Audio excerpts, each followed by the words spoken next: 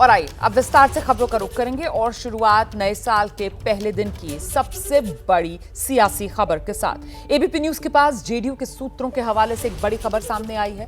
बिहार के मुख्यमंत्री नीतीश कुमार और नीतीश कुमार को इंडिया गठबंधन का संयोजक बनाया जा सकता है। ये इस वक्त की बड़ी खबर जो हम आपको बता रहे हैं। इंडिया गठबंधन का संयोजक पद नीतीश कुमार को दिया जा सकता है। जो जानकारी मिल रही है उसके मुताबिक नीतीश की नाराजगी से कांग्रेस के भीतर बेचैनी बढ़ गई है। सूत्र ये जानकारी दे रहे हैं कि इसी बात को देखते हुए अब ये रास्ता निकाला जा रहा है कि नीतीश कुमार को इंडिया गठबंधन में बड़ी जिम्मेदारी दी जाए।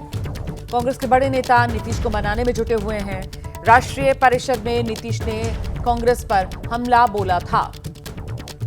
तो आप जानते हैं कि अभी जेडीयू की राष्ट्रीय परिषद की बैठक भी हुई है, जिसके बाद जेडीयू में नेतृत्व परिवर्तन भी हुआ है। ललन सिंह की जगह खुद नीतीश कुमार ने पार्टी की कमान अपने हाथ में ली है। और ऐसे में जो खबरें चल रही थी, अपुष्ट खबरें, मैं बता दूं कि नीतीश कुमार इंडिया गठबंधन छोड़ सकते हैं, नीतीश कुमार महागठबंधन छोड़ सकते हैं, नीतीश कुमार फिर से क्या बीजेपी के साथ चले जाएंगे, इस तरीके के कयास थे।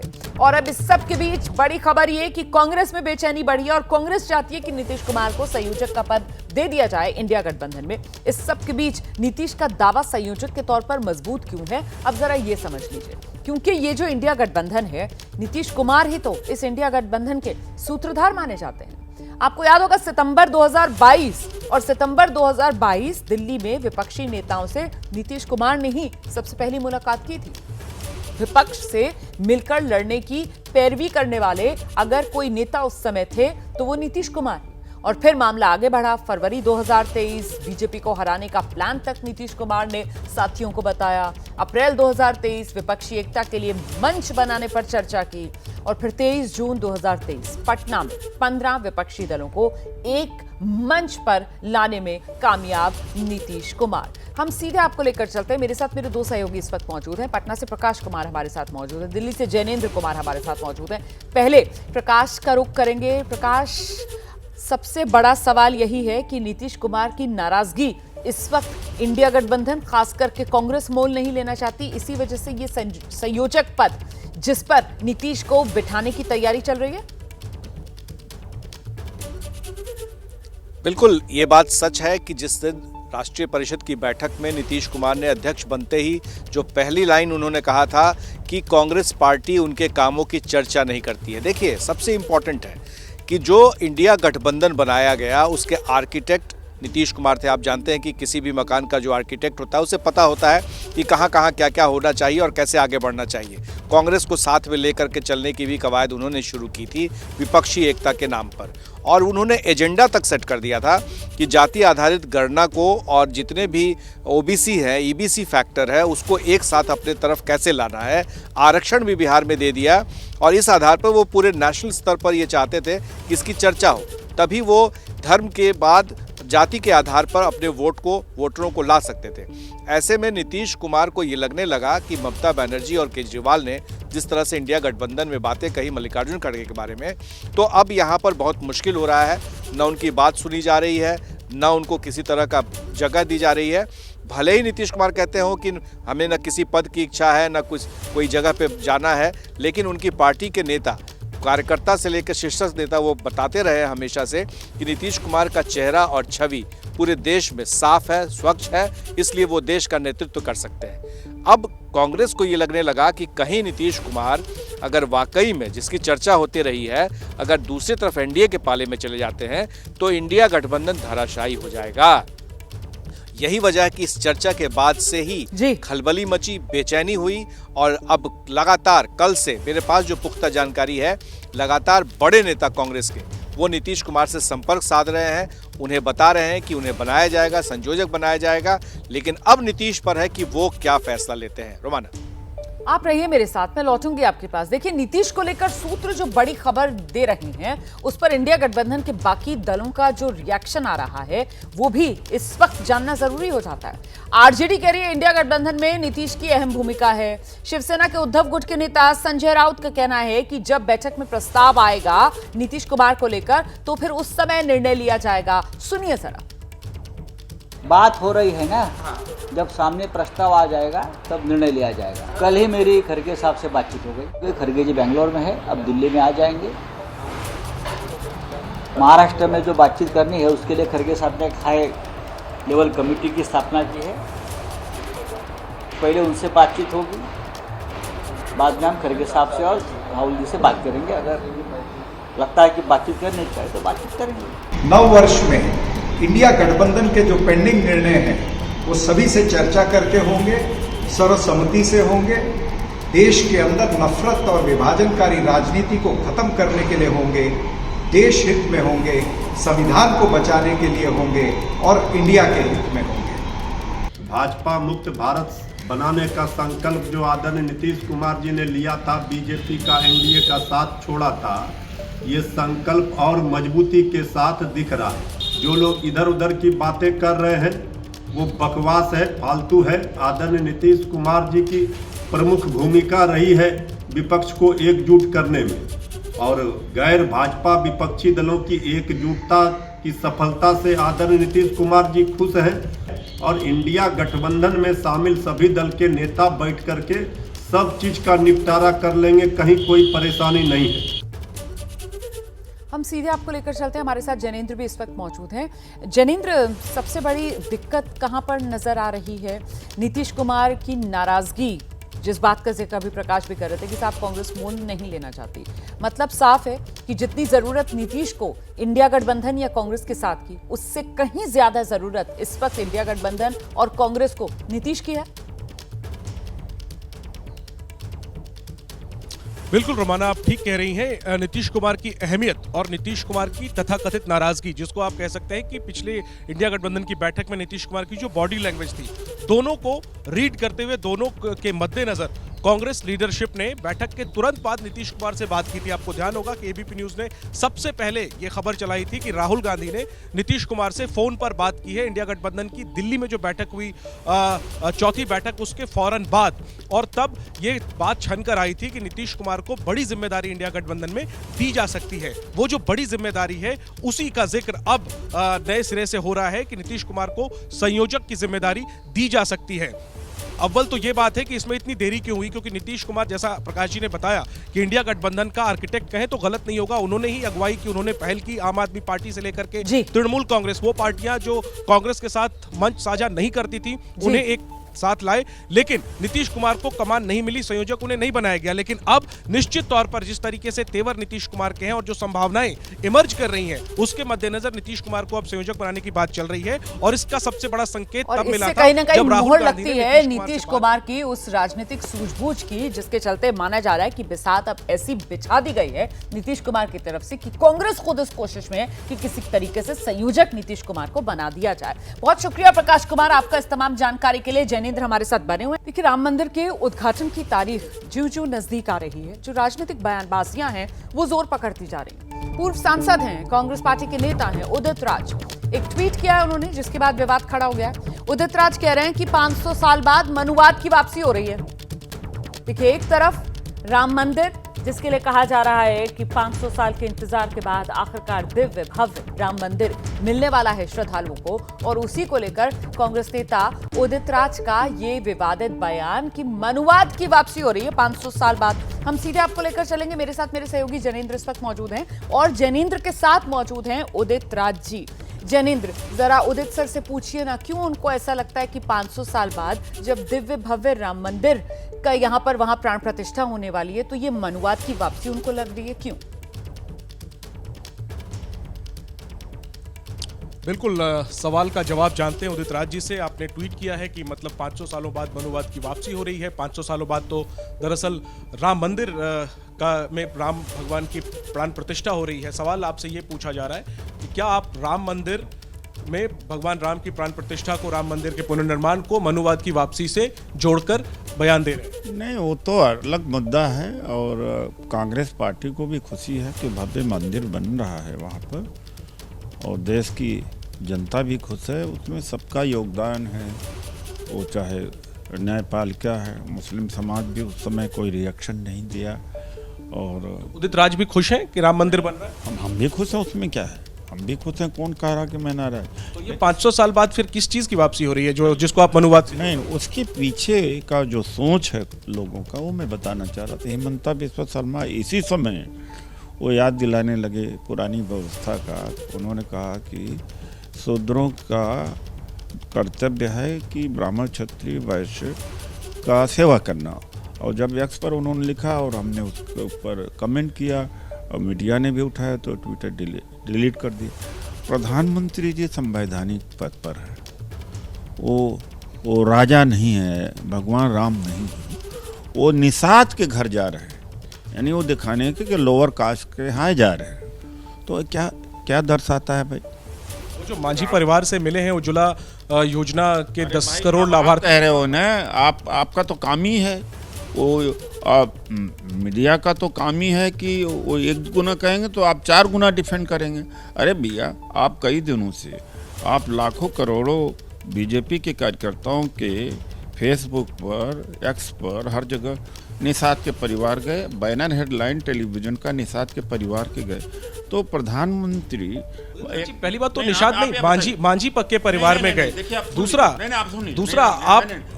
आप ये कह रहे हैं क्या दलित के घर जाना गुनाह है? निषाद परिवार, दलित के घर जाना मनुवाद है? निषाद परिवार है, निषाद परिवार के यहाँ जाना और ऐसे परफेक्ट निषाद परिवार में ही जाना, क्या वो मनुवाद है? और अरे भाई, एक बात है कि ये राजा हैं क्या, राम भगवान राम है क्या कि निषाद प्रधानमंत्री हैं? लेकिन क्या निषाद के ही घर जाना मनुवाद? ये है कि ये निषाद यानी याद दिलाना कि केवट ने नाव पार कराई थी भगवान राम का। तो आज वही व्यवस्था कि प्रधानमंत्री जा रहे हैं कि निषाद के घर, इंसान के घर नहीं जा रहे हैं, एक लाभार्थी के घर नहीं जा रहे, एक नागरिक के घर नहीं जा रहे, एक निषाद के घर जा रहे हैं। तो कभी जिक्र नहीं किया जाति का। वो तो उन्होंने कहा कि लाभार्थी के घर वो गए। और अगर अरे आप क्यों इस तरह से जी जैनेंद्र, उदित राज जी से बोलिए ना कि भाई स्टूडियो से सवाल उनसे ये कह रहे हैं कि वो तो उज्ज्वला योजना की जो 10 करोड़वीं लाभार्थी थी उनके घर गए थे उनसे मिलने, और प्रधानमंत्री नरेंद्र मोदी तो खुद ओबीसी जाति से आते हैं, और निषाद जो जाति है वो तो अभी उदित राज जी हमें बता रहे हैं। हम तो यही जानते थे कि मांझी परिवार और उज्ज्वला योजना की 10 करोड़वीं लाभार्थी उनके घर प्रधानमंत्री नरेंद्र मोदी गए, और वहां जाकर न सिर्फ प्रधानमंत्री नरेंद्र मोदी ने उनके हाथ की बनी चाय पी, बल्कि वो पूरे की पूरी जो मोहल्ला था, वहां जो बच्चे मौजूद थे, उन बच्चों के साथ फोटो भी खिंचवाई, ऑटोग्राफ भी दिया। तो ये अचानक से ये 500 साल बाद मनुवाद की वापसी का मामला यहां कैसे जुड़ रहा है? बिल्कुल रोमाना, लगभग वही बात मैं पूछ रहा था, वही बात रोमाना जी भी पूछ रही हैं कि तो प्रधानमंत्री खुद ओबीसी समाज से हैं। दूसरी बात कि वो उज्ज्वला योजना के 10 करोड़वें लाभार्थी के घर गए, जाति की बात तो प्रधानमंत्री ने नहीं की है, तो आप ला रहे हैं। और दुनिया को पता था कि मांझी परिवार है, आप कह रहे हैं निषाद परिवार है, और चलिए कोई भी परिवार हो, वो तो लाभार्थी थे, 10 करोड़वें लाभार्थी उज्ज्वला योजना के। इसमें आप जाति खींचकर ला रहे हैं उदित राज जी। सवाल तो आपसे पूछे जाएंगे, आपकी मंशा। अरे तो मतलब है कि अरे 4-5 दिन से लगातार निषाद कहाँ नहीं, पूरा गूगल देख लो, सारा सोशल मीडिया देख लो, टेलीविजन देखो, मेरे तरफ से कहाँ है। यानी तो यहाँ तो जो कहते हैं ना कि निर्दोष को ही दोषी मान लिया, मुझे दोषी मान लिया, मैं कहाँ कह रहा हूँ।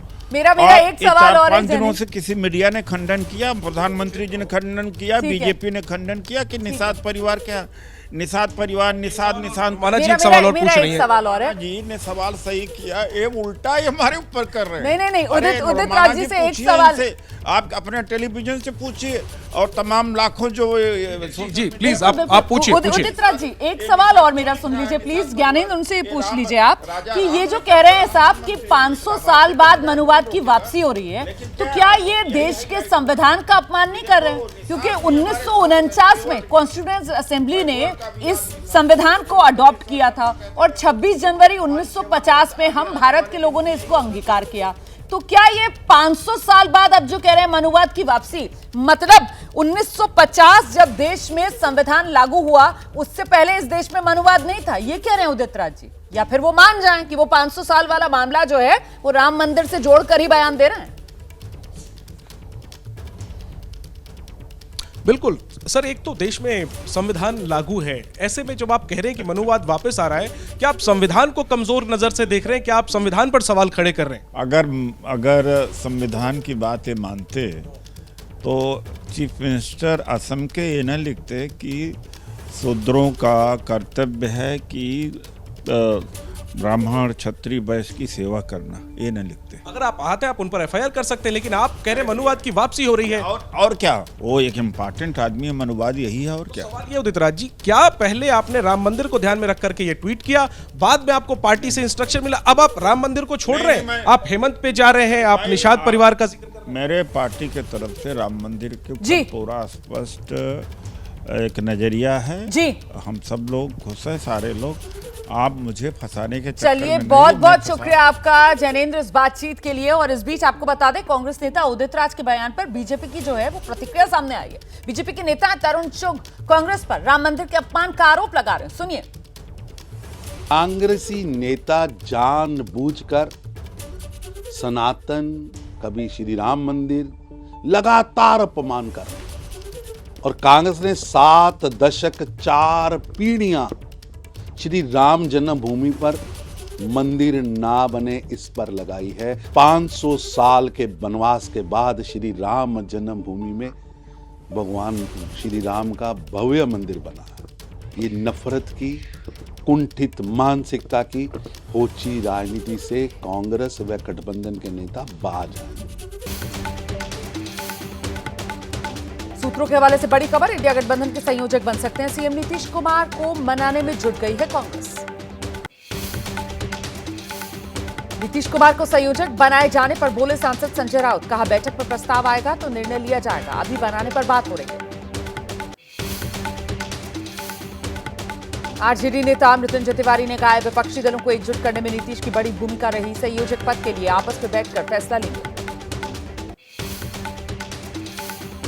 नीतीश के संयोजक बनने की खबरों पर कांग्रेस नेता चरण सिंह सापरा बोले, इंडिया गठबंधन के जो भी मुद्दे हैं वो सर्वसम्मति से सुलझा लिए जाएंगे। बीजेपी नेता सुशील कुमार मोदी की नीतीश को नसीहत, राष्ट्रीय राजनीति करनी है तो सीएम पद छोड़ दें, एक साथ 2 जिम्मेदारी कैसे संभालेंगे। नीतीश कुमार आज पार्टी नेताओं कार्यकर्ताओं से मुलाकात करेंगे, संगठन की मजबूती समेत इंडिया गठबंधन को लेकर भी चर्चा होगी।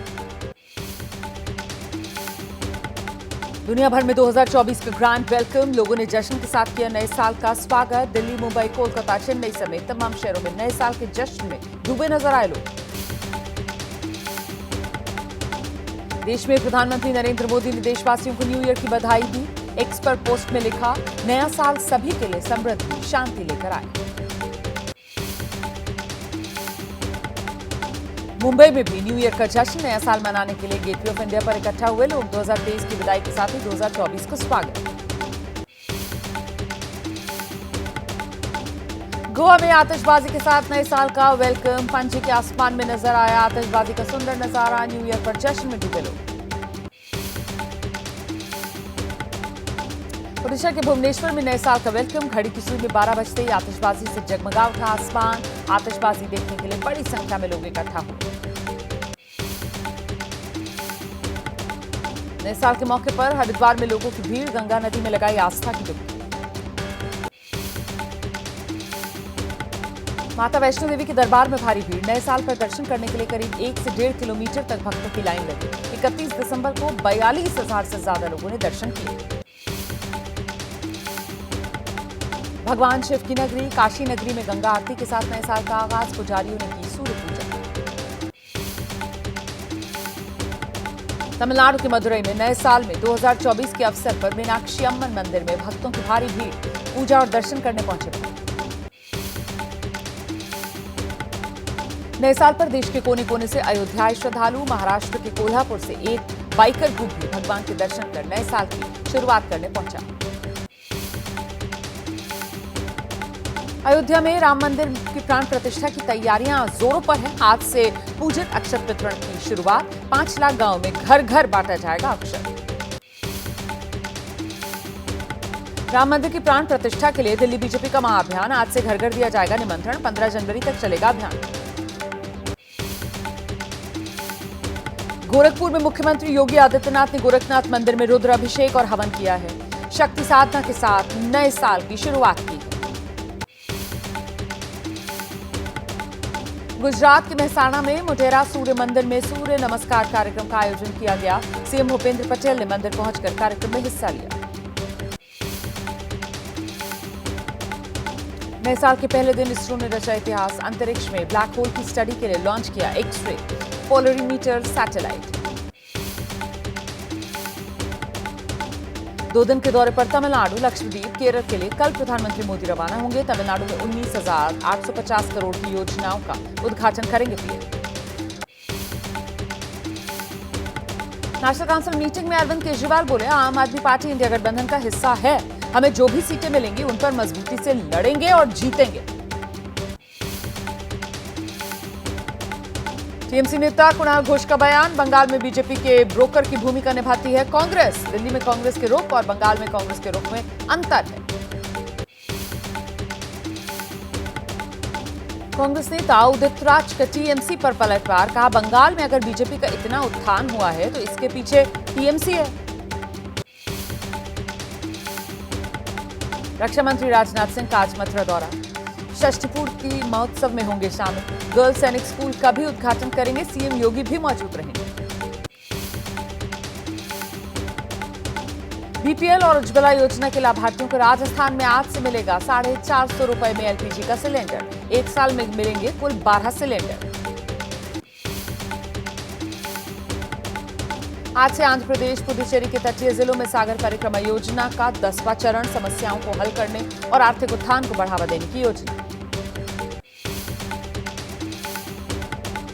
फिलहाल सर्दी से राहत मिलने के आसार नहीं। दिल्ली, हरियाणा में घने कोहरे का रेड अलर्ट है। उत्तर भारत में 6 डिग्री तक लुढ़केगा पारा।